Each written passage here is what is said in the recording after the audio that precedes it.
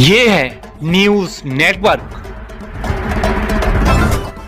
आप देख रहे हैं भारत वन न्यूज, एक भारत एक आवाज।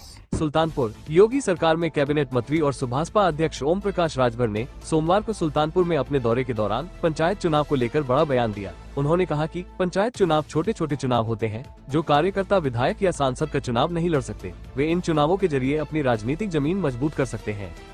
बताते चले कि ओपी राजभर ने कहा, जो कार्यकर्ता 5 से 10 साल मेहनत करता है उसे चुनाव लड़ने का मौका मिलना चाहिए। हम भी चाहते हैं कि हमारे छोटे छोटे नेता आगे आए और राजनीति में स्थापित हों। राजभर ने गठबंधन की राजनीति पर भी तंज कसते हुए कहा, समझौते में लड़ने पर कम सीटें मिलती हैं, इससे हमारे छोटे नेताओं को दिक्कत होती है। इसलिए हमारा प्रयास है कि अधिक से अधिक अपने लोगों को चुनाव लड़वाए। हम तो पहले भी अकेले लड़ते आए हैं, आगे भी अकेले लड़ेंगे।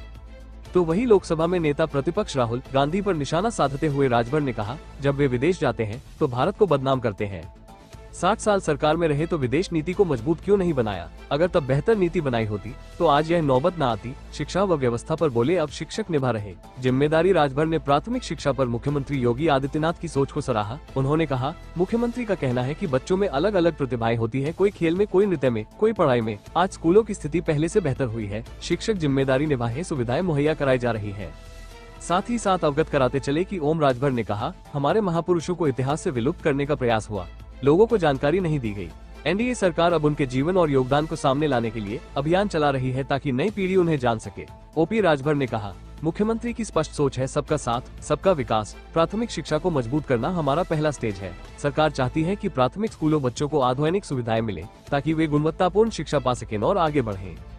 सुल्तानपुर से संतोष पांडेय की रिपोर्ट। देखिए, जो हमारे महापुरुष देश के लिए, समाज के लिए काम किए हैं, वो इतिहास से पूर्व की सरकारों ने उनको विलुप्त कर दिया था। लोगों को जानकारी नहीं हो पाती थी। आज उस इतिहास को हमारी एनडीए की सरकार अभियान चला करके सभी महापुरुषों को जनता के बीच में उनके कृतित्व और व्यक्तित्व को बताने के लिए प्रयासरत है कि उनके विषय में लोग जाने, उन्होंने समाज के लिए क्या किया, देश के लिए क्या किया। उनके कार्यों को बताने का प्रयास सरकार कर रही है। बेसिक शिक्षा को सुधारने के मंत्री जी बेहद गंभीर है। क्या संदेश दिया अभी आपने, उनका लाइव देख रहे हैं? देखिए, माननीय मुख्यमंत्री जी की स्पष्ट सोच है कि सबका साथ सबका विकास। विकास के लिए जो हमारे पहला स्टेज है वो प्राथमिक स्टेज है।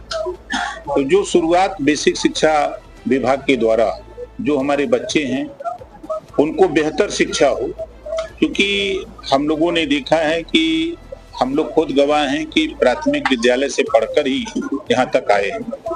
तो वहाँ अच्छी शिक्षा हो, बच्चों का आकर्षण वहाँ हो, और सरकार जो आज आधुनिक युग में सारी सुविधाएं लैस करना चाहती है प्राथमिक विद्यालय में, ताकि बच्चे वहां जाकर के अच्छी से अच्छी शिक्षा हासिल कर सकें। अभी यूपी बोर्ड परीक्षा का परिणाम है और उसमें देखने को मिला है कि जो निजी संस्थाएं हैं वो सरकारी संस्थाओं से कहीं आगे हैं और निजी स्कूल का बच्चा यूपी में 2nd प्लेस मार रहा है सुल्तानपुर का बच्चा।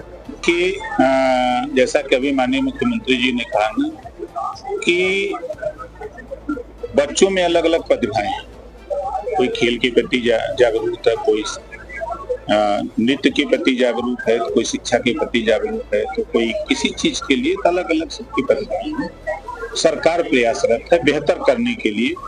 और आप जब विद्यालय में जाएंगे तो विद्यालय का स्वरूप जो कल था और आज बड़ा परिवर्तन आपको नजर आएगा। अब हमारे अध्यापकगण भी विद्यालय में बच्चों के प्रति जो उनकी जिम्मेदारी है उसका निर्वहन कर रहे हैं। जो सरकार के तरफ से सुविधाएं उपलब्ध हो रही हैं उनको उपलब्ध करा रहे हैं और बच्चों को प्रेरित कर रहे हैं कि अच्छी शिक्षा उनमें हासिल हो, इसके लिए प्रयासरत सब लोग। देश की सरकार थी तब तो उन्होंने प्रयास नहीं किया। आज एनडीए की सरकार में हम लोग हैं, सब लोग देखें, अच्छी बात है।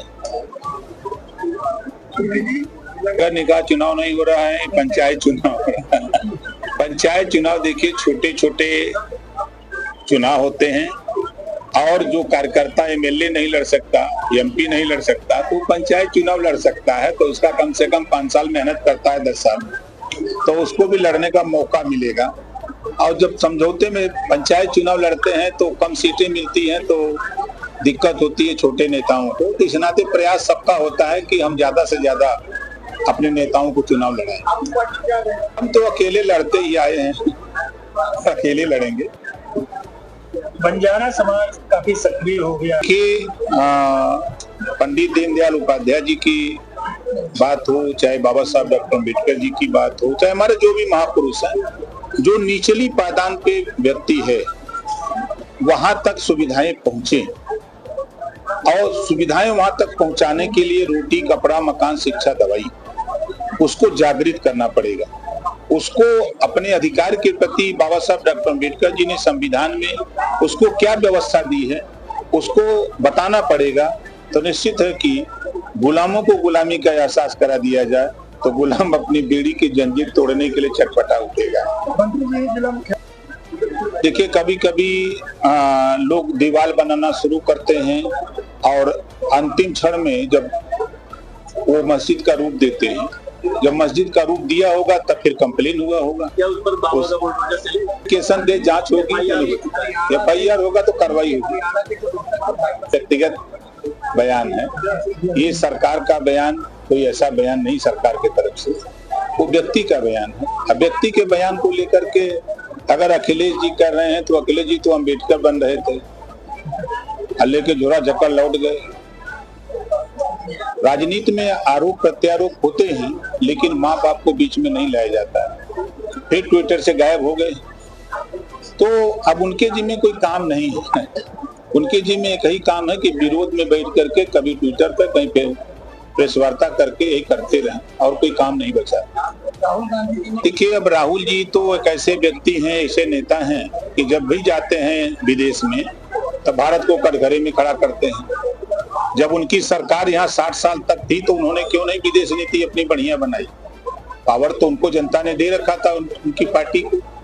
तो उन लोगों ने अगर ऐसी व्यवस्था बनाई होती तो आज ये नौबत नहीं होती। FIR कराइए कि मेरे भाई हैं, FIR हुआ है, जानकारी कर लीजिए। अगर आप ये वीडियो YouTube पर देख रहे हैं तो हमारा चैनल सब्सक्राइब कर लें और बेल आइकन का बटन दबाना ना भूलें। और अगर आप ये वीडियो Facebook पर देख रहे हैं तो हमारे पेज को लाइक जरूर करें।